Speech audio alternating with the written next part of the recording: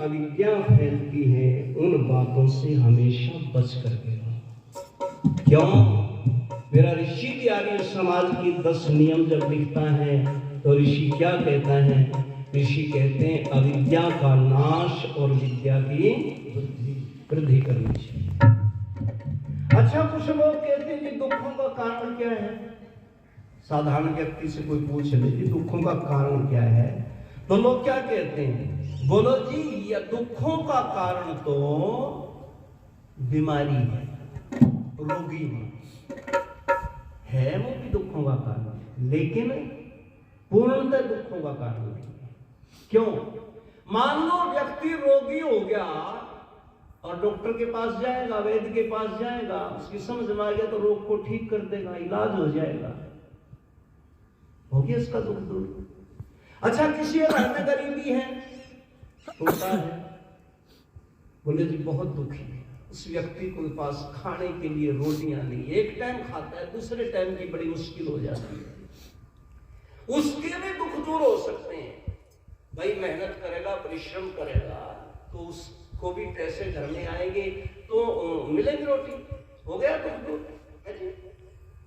लेकिन सबसे बड़ा दुखी अगर संसार में कोई है तो सुन लो बात समझ वालों, वो है जिसके घर में अविद्या है।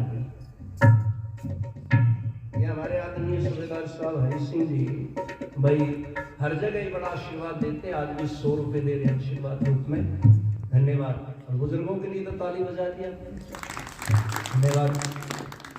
तो देखो, अविद्या, आप कहोगे कि अविद्या दुखों का कारण कैसे है? यूं है, आपने घटना सुनी होगी, याद होगी, 7-8 वर्ष शायद पहले की बात है, दिल्ली के बुराड़ी कस्बे में एक ही व्यक्ति घर का विद्या में फंसा, किसी तांत्रिक के चक्कर में आया, बोला रात को सपने आते हैं, पिताजी की मृत्यु हो गई थी, बोले पिताजी रोज सपने में दिखाई देते हैं, मेरे से बात करके जाते हैं और यूं कहते बेटा मिलने के लिए आ जाओ स्वर्ग में और मिल करके तुम वापस चले जाओ। सारे परिवार के ऊपर उस अविद्या का प्रभाव ऐसा पड़ा, घर में 13 व्यक्ति थे, 13 आदमी, और सब ने उस मूर्ख की बात को मान लिया, सब उस अविद्या में फंस गए। और एक दिन तैयारी कर ली, घर में 13 बेंच, 13 रस्सी, 13 पाइप, 13 बल्लभ है, 13 कुर्सी, बर्तन भी 13, और नालायकों ने रात को सब ने एक ही बार फंदे लगाए और 13 की 13 फांसी के ऊपर झूल गए। लोगों ने लाशें निकाल करके 13 की 13 शमशानों में जलाई रे लोगों। ये है अविद्या। कितने बड़े बड़े दुख इस अविद्या के अंदर आ जाते हैं। इसलिए अविद्या सब दुखों का कारण है, सबसे बड़ा कारण है। इस अविद्या से बचो। ऋषि नारद जी महाराज ने कितना जोर दिया। ऋषि ने कहा कि यदि तुम अपने जीवन को बचाना चाहते तो अविद्याओं से, अंधविश्वासों से, अंध परंपराओं से बचो। आर्य समाज के अंदर यही तो बात है। अगर आप कहीं और जाएंगे तो वहां पर लोग क्या कहते हैं, आओ जी गुरु जी आए हुए हैं, गुरु जी के चरण स्पर्श करो, गुरु की हर बात को मानो। गुरु जी जो मुख से कहे ब्रह्म वाक्य और उसका उल्लंघन नहीं करना। गुरु जी कुछ भी कहे उसे अमृत समझ करके उसे पी जाना। और वहां पर वो पाखंडी धूर्त लाखों की भीड़ में बैठ करके इतनी बड़ी बड़ी झूठ बोलता है, इतनी बड़ी बड़ी गप्पे पेलता है, और आगे बैठे आपके अंदर नाट के पूरे क्या कहते हैं, सत्य वचन महाराज। लेकिन आर्य समाज में क्या कहा जाता है, वहां तो सत्संग के नाम पर भी गड़बड़ झाला। सत्संग नाम सत्संग, पर अंदर मटेरियल कुछ और,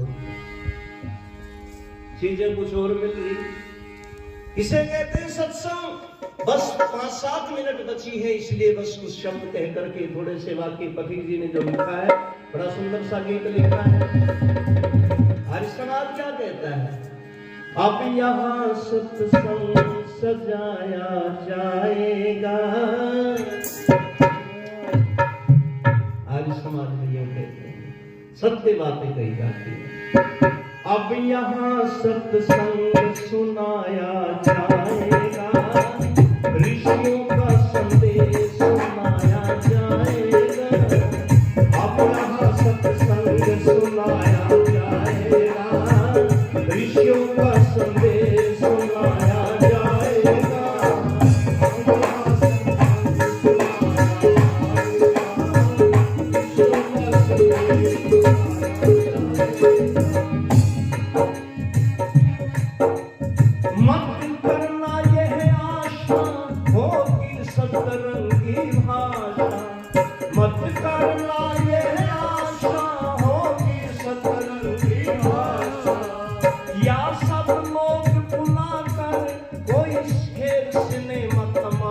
दिखाया जाएगा, ऋषियों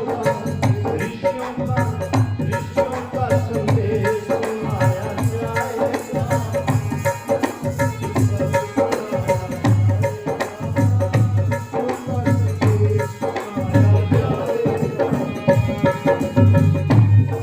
और क्या सिखाया जाता है आज समाज में?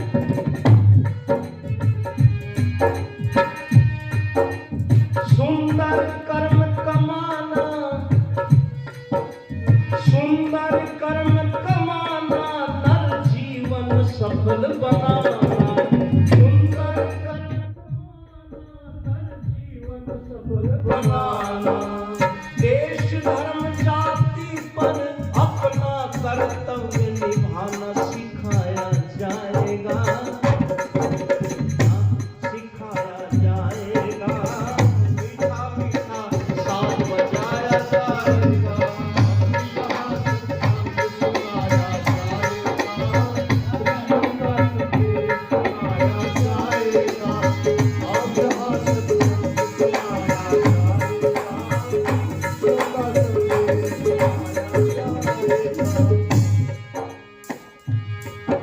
इधर-उधर के उल-जलूल ग्रंथ जिनमें मनगढ़ंत कहानियां लिखी हुई है, कुंभकर्ण के 4-4 योजन की मूछ।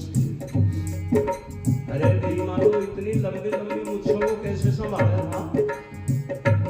32 कोस की मूछ निर्णय की, 32 की निर्णय की, 64 किलोमीटर की, 32 किलोमीटर इधर 32 इधर। मैंने कहा कैसे संभाला था मैं इतनी बड़ी मूछों को? और नाई का जो सेटिंग करता होगा पैदल चलते तो होती नहीं होगी। हाथ में कैंची लेकर स्कूटी पे बैठ के जब सेट करके आता होगा। और क्या कह रहे मूर्ख? सतवचन महाराज, किसी में कहने की हिम्मत नहीं, यूं कहते गप वचन महाराज। हमारे समाज में क्या कहते हैं? सदग्रंथों का पढ़ना, सीढ़ी दर सीढ़ी चढ़ना। सदग्रंथों का पढ़ना, सीढ़ी दर सीढ़ी चढ़ना। इन जीवन की राहों में हिम्मत से आगे बढ़ना सिखाया जाएगा। अरे ऋषियों का संदेश सुनाया जाएगा। अब यहाँ सत्संग सुनाया जाएगा,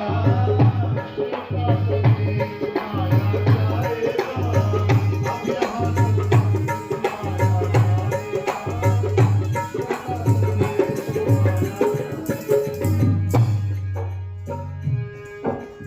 कहे पथिक जो योगी, बड़े बड़े योगी, विद्वत, प्रचारक, देशक, ऋषि, जिस बात को कहते थे आर्य समाज के मंच पर वो कही जाती है।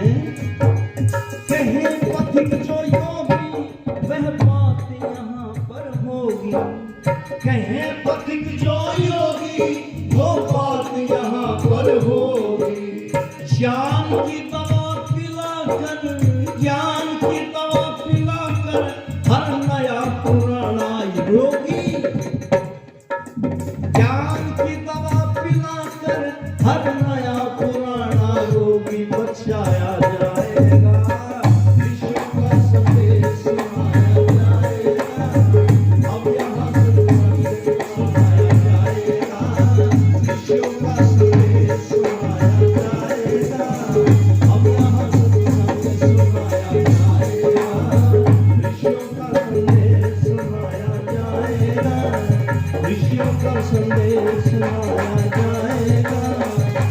खुशियों का संदेश सुनाया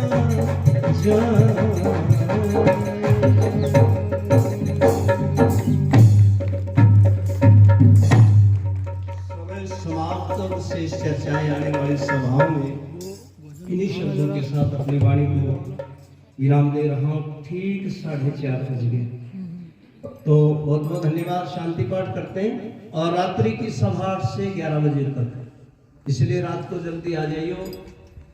मैं भी देखूंगा भाई बीच के इस पीरियड में कितने के लोग मन भूल गए, कितने के याद कर रहे हैं। तो रात को तुम भी सारियल बुला के लाइए एडोसन को रोशना तक बनो कह दियो कि राम निवास आ जाए। मोहित ने तो जाने भी तो कई साल तक लगातार रहे तो। और आचार्य जी विद्वान है, देखो ऐसे विद्वानों के दर्शन करना। स्वामी जी आ रहे हैं, ये हमारी गुरुकुल की बेटियां इतने अच्छे कर्तव्य दिखाती हैं, भजन गाती हैं, बहुत सुंदर आचार्य जी। और ये हमारी जो वहाँ की आचार्य हैं बहन, ये बड़ा इनका निर्माण करती है। और वो तो बातें आपको फिर बताऊंगा इस गुरुकुल की विशेषताएं क्या है। तो रात्रि को अधिक से अधिक संख्या में आना। अब शांति पाठ करेंगे और इस समय